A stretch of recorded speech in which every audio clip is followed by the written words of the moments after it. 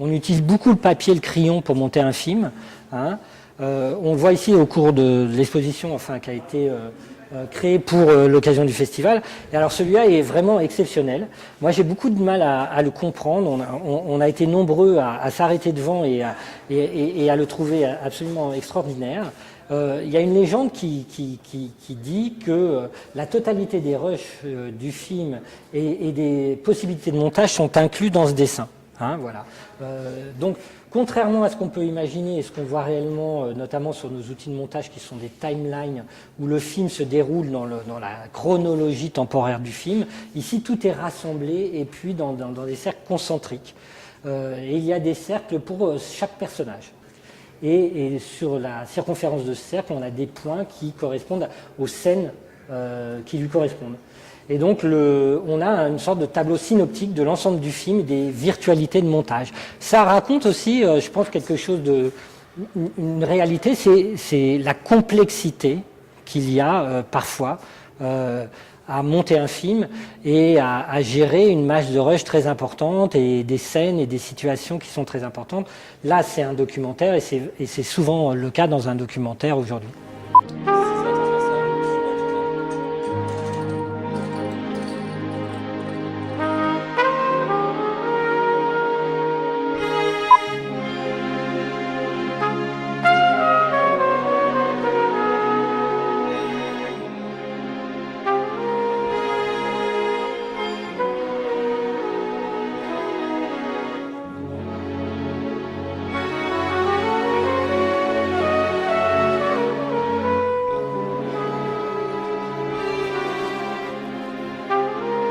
On peut dire que le montage, c'est une expression aujourd'hui qu'on utilise beaucoup, c'est la troisième écriture d'un film.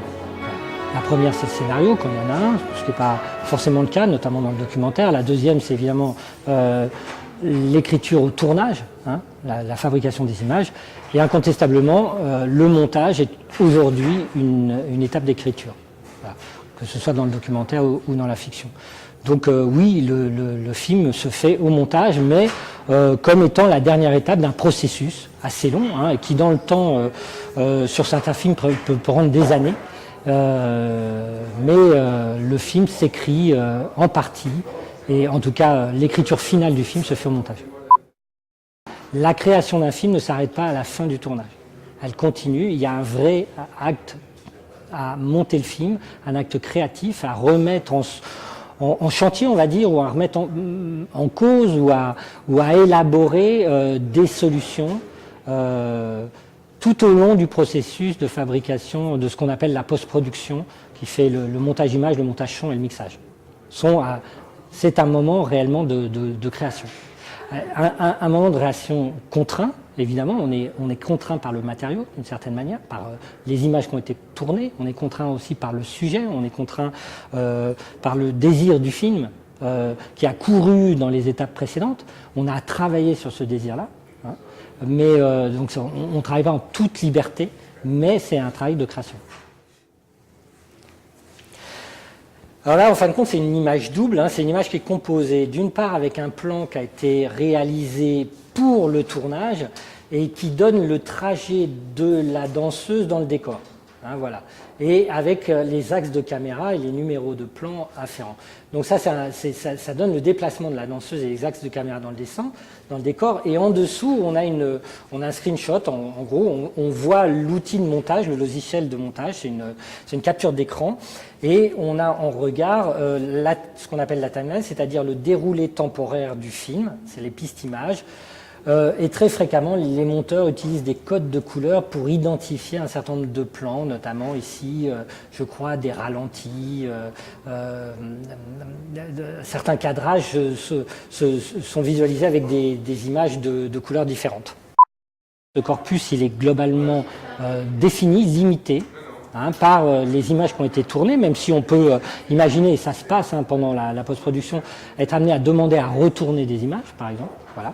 Donc le corpus est limité, mais pas totalement. Ensuite, on amène beaucoup d'autres choses. On amène du son, on amène de la musique. Il y a beaucoup d'éléments qui sont pas des éléments qui ont été fabriqués au tournage, hein, qui seront incorporés pendant le montage. rien n'est totalement figé. On peut très bien imaginer avoir composé la musique avant même d'avoir écrit le scénario, par exemple. Hein. Donc la musique étant un élément, voilà, narratif essentiel, ou pas forcément d'ailleurs essentiel, mais déjà présent avant qu'on rentre en montage. Dans d'autres cas, et c'est plus fréquemment le cas, la musique est composée pendant le montage du film. Donc il y a un jeu qui se crée entre le monteur, le réalisateur, le compositeur, etc. Pour élaborer, voilà, la musique d'un film. Alors c'est vrai qu'il y a une vingtaine d'années, il y a une sorte de révolution dans la manière, dans l'outil, hein, qui permet de monter les films aujourd'hui. On est passé effectivement d'un tournage en film, hein, de tournage en pellicule et de montage en pellicule, à progressivement des tournages qui étaient encore en film et en pellicule, mais qui se montaient via des rushs digitalisés et des outils informatiques pour le faire, hein, pour assembler les plans, à aujourd'hui une filière qui est totalement digitale, totalement numérique. Il y a très peu de tournage en film aujourd'hui, en tout cas en proportion par rapport à ce qu'était la production des films il y a une vingtaine d'années. Donc il y a eu effectivement une évolution technologique qui était assez importante, qui a bouleversé pas mal d'habitudes de travail, de temps de travail, enfin voilà, d'organisation des équipes aussi. Mais cette révolution, on peut dire, elle est déjà totalement acquise, enfin elle est déjà assez ancienne. En revanche, ce qui continue, c'est l'évolution des formats d'images numériques, la succession quasiment tous les 6 mois d'une nouvelle caméra, de nouveaux formats, et une partie aussi de ce dispositif s'est achevée avec le fait que, en tout cas en France, quasiment la totalité des cinémas aujourd'hui sont équipés de projecteurs numériques et diffusent en numérique. Donc aujourd'hui, on peut dire que depuis le tournage jusqu'à la diffusion d'un film, la chaîne de fabrication est totalement numérique.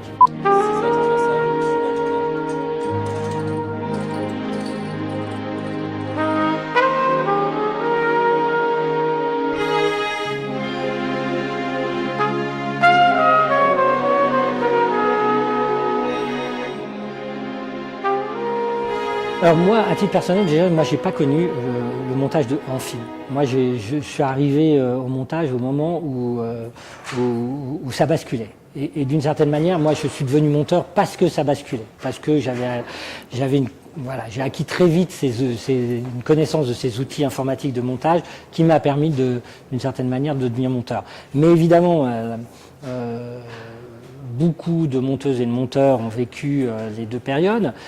Il est évident que une transformation aussi radicale d'un outil de travail, enfin artistique, hein, change quelque chose dans la façon de travailler. Est-ce que fondamentalement ça change la manière de monter un film?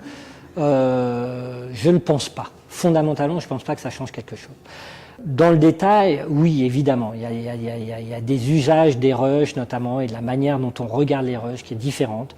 Il y a une souplesse aussi aujourd'hui qu'on a à monter avec les ordinateurs qui n'existait pas avec la pellicule quand les rushs étaient beaucoup plus difficilement accessibles qu'elle l'est quand ils sont dans des disques durs d'un ordinateur, etc., etc.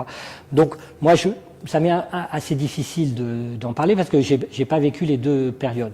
Mais je sais, pour en avoir discuté et avoir entendu des débats sur ces questions, qu'évidemment, il y a des différences. Mais fondamentalement, moi, je suis assez persuadé que les enjeux, on va dire, créatifs et intellectuels du montage sont les mêmes. Ça ne change pas. On a des images et des sons, il faut en faire un film. Les questions qu'on va se poser, que le support de ces images et des sons soit sur pellicule ou dématérialisé d'une certaine façon sur des disques durs d'ordinateur, ça ne change pas la réflexion et l'engagement, on va dire, intellectuel qu'on a par rapport au film qu'on est en train de monter.